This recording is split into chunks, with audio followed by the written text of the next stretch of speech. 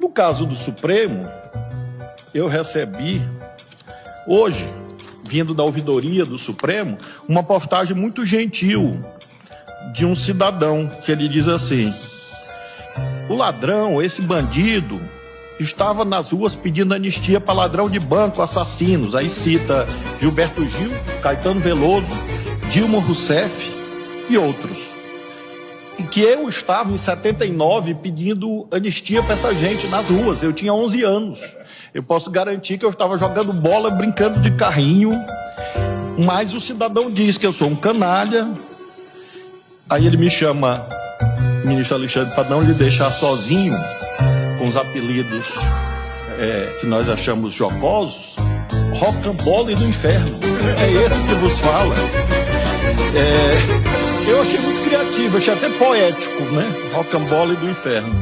Eu vou perguntar para minha